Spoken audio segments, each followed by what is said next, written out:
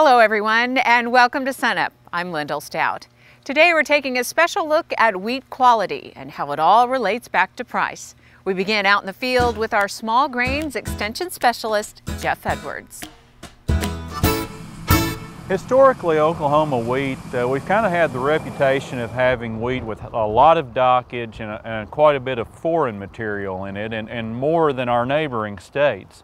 And that has been a real disadvantage for our producers when they sell the wheat, because it increases the basis in Oklahoma relative to surrounding states. The problem, primarily dockage from weed seeds and foreign materials. In the past, even though we've had wheat that has a lot of dockage in it, we've either been able to clean that out or still move it into the system at some point. It might be at a discount, but we've been able to move it into the system.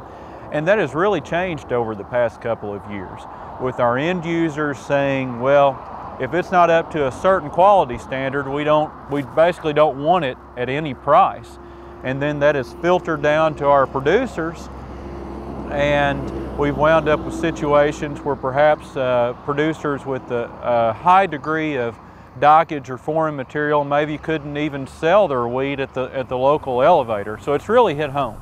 As a result, quality is changing, and farmers are delivering a better product to elevators. Oklahoma producers are taking notice of the changes in the market, and they're changing their management practices to respond to this. In terms of dockage and foreign material, we have really stepped up our game in terms of weed control. We're growing more rotational crops such as canola and grain sorghum, and that's really the most effective way of controlling weeds and cleaning up a problem field. But even within our wheat crop, we're being more timely with our herbicide applications, and really a lot of that comes back to educational efforts, making sure that the producers realize that they see the dockage discount on their check at the elevator, but the real cost to them was the grain yield that those weeds cost them while the weeds were out in the field. They're taking up moisture, nitrogen, nutrients that were meant for the wheat crop, and the weeds are using those, so it's kind of a double whammy. The bottom line here, to get good quality wheat in the end, Edwards says to focus on the bigger picture of improving yields. Currently in Oklahoma, I'm not aware of any quality premiums that are out there for producers. They're getting paid based on bushels per acre, and they need to focus on production.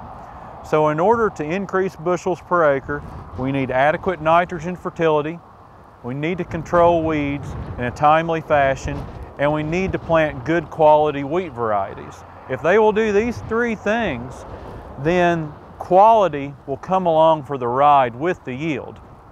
All of our wheat varieties that are tested within the Oklahoma State Wheat Variety Testing Program meet the minimum quality standards. Actually, they exceed the minimum quality standards. They're all good quality wheats.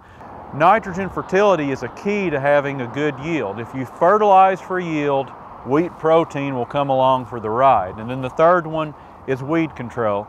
If you control weeds in a timely fashion, you're going to increase your wheat yields, going to have less dockage and less foreign material.